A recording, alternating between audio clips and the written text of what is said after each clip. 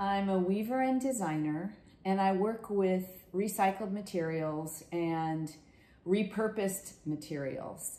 And I'm the fourth generation recycler. My father ran the local scrap metal yard, which he inherited. So I grew up looking at materials that people would discard and come up with different ways of using that material. In my work with Luum, we work it kind of in the same way. We talk to manufacturers about how we could use more recycled materials. We're working with biodegradable materials right now, which is very exciting. And we come up with concepts to either revitalize those fibers and bring new life to them into products that we can offer in the marketplace. On my personal weaving side, I have spent a long time collecting things that in abundance, and sadly there are a lot of mylar balloons out here on the beaches of Fire Island that I collect and friends drop off, and I use that as the weft fiber for a number of art projects that I've made over the years. So now what I'm going to show you is how to create your own lap loom out of any type of leftover boxes that you have in the house, and then how to use mylar balloons to weave your own wall hanging.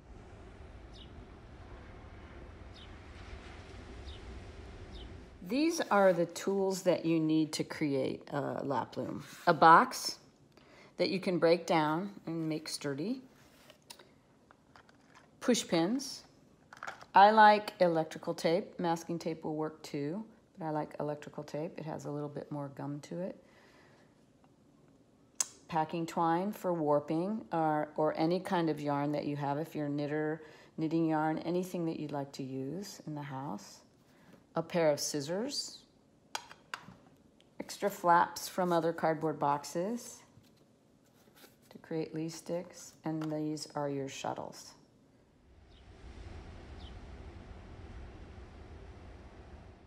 I'm going to show you now how to construct a basic little lap loom from materials you have at home.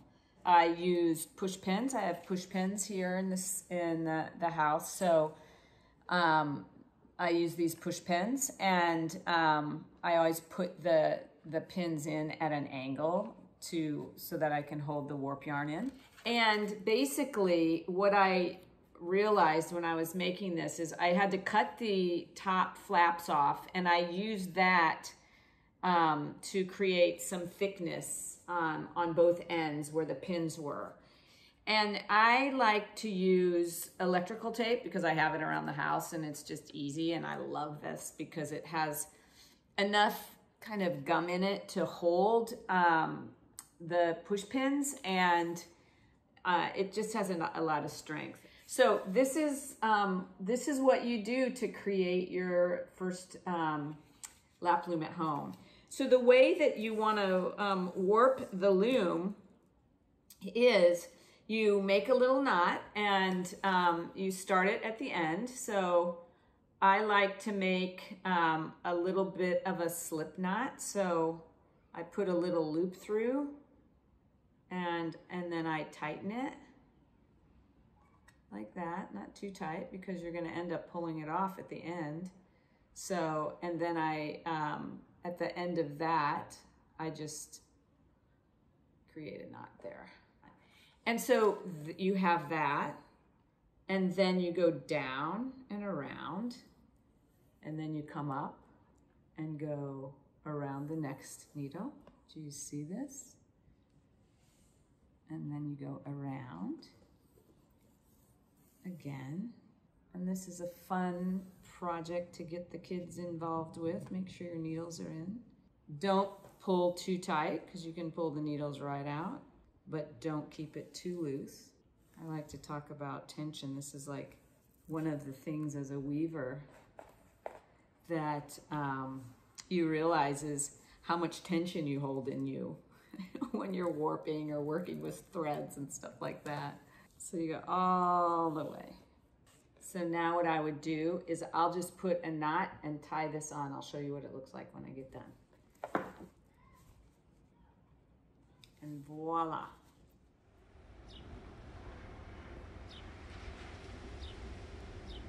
We need to do some finishing knots, and the reason you do finishing knots, I've already done the top portion. I'll now show you how to do the bottom portion. The reason we do finishing knots is so that once you pull this off of the loom, that the whole weaving doesn't fall apart. It just depends on what you're putting in here.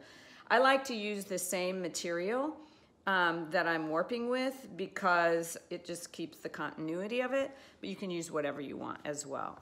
Okay, so you go around the thread, in through the middle, and you pull it down, and then you repeat it again around the thread, through the middle, and then repeat it. I'm right-handed, so I start from the left. If you're left-handed, then you would start from the right. All right, so then you continue on. One thing's really important is you don't make them too tight, because if you decide halfway through this weaving that you want it to be done, then you can slide these up to where you want to finish, and then you can pull the weaving off. Super great. Kind of push these up, get these kind of all orchestrated. The tension's good. All right, and you're ready to start weaving. I actually cut these from another box, a FedEx box actually. These are used as your Lee sticks. So let's just start with a classic tabby weave. So the tabby weave is it's one up and one down. It's a basic basket weave. So you go one up and one down and one up and one down, and you're creating the first shed. You're going to create a shed in which you can then put your materials through. This is what the shed looks like, and you open the shed. I'm just preparing this to get ready to weave in the shed. And then, I don't have a lot of this, but let's just see how we'll use this. I may just use one strand at a time and kind of figure out where I wanna put that.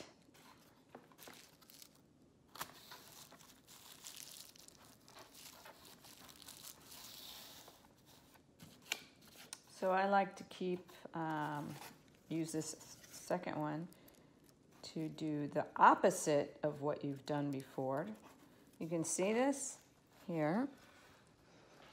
So it's every other thread. So whatever was up here is now in the lower position here.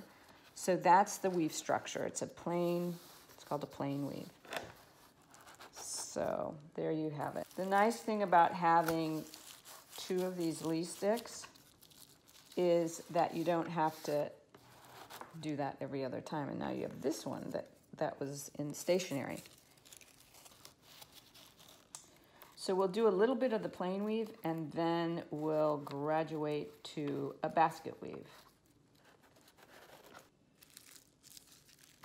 So on the end here, I like to go around the warp end, just to make sure things are in place, and just to create a nice little selvage.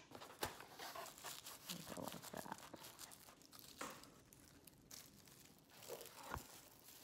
Because there's a little black in there, I'm going to feed in a little bit of black fiber in here. It's calling me.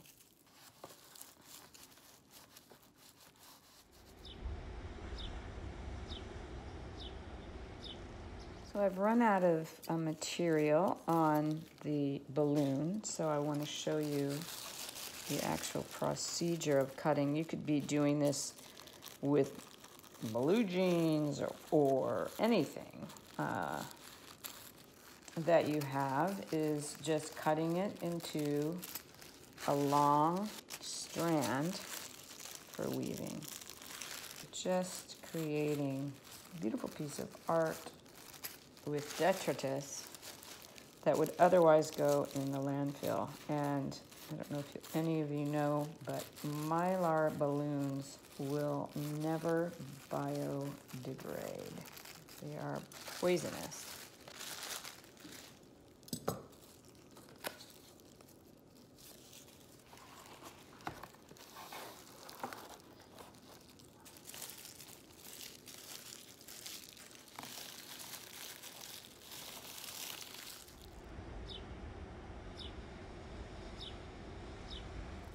I think I'm going to go halfway with the plain weave, and then I'll do the other half as a basket weave.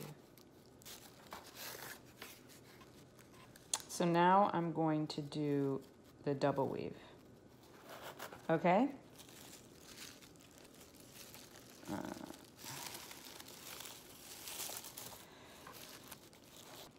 Okay, so periodically you should straighten out the warp strands. Just move them around a little bit. It's always good. It's kind of mid-weaving at this point.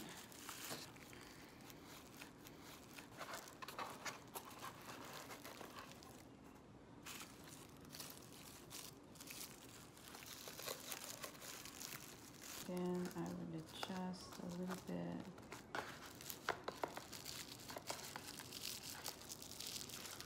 Let's see the difference between the plain weave and the basket weave.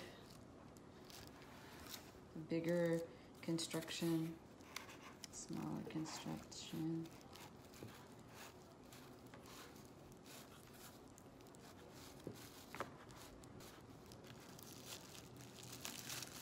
All right, so I am going to call it done.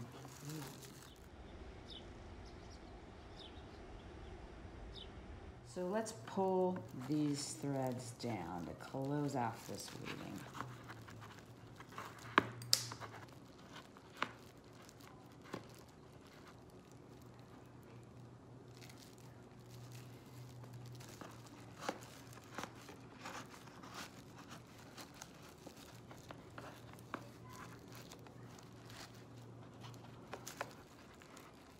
And then we can fix that and then turn it around, and we can pull off these off of the pins. A lot of times the one at the very end is a little too tight, and put this pin, voila. And you can always cut these ends off. This is the tail of the weft.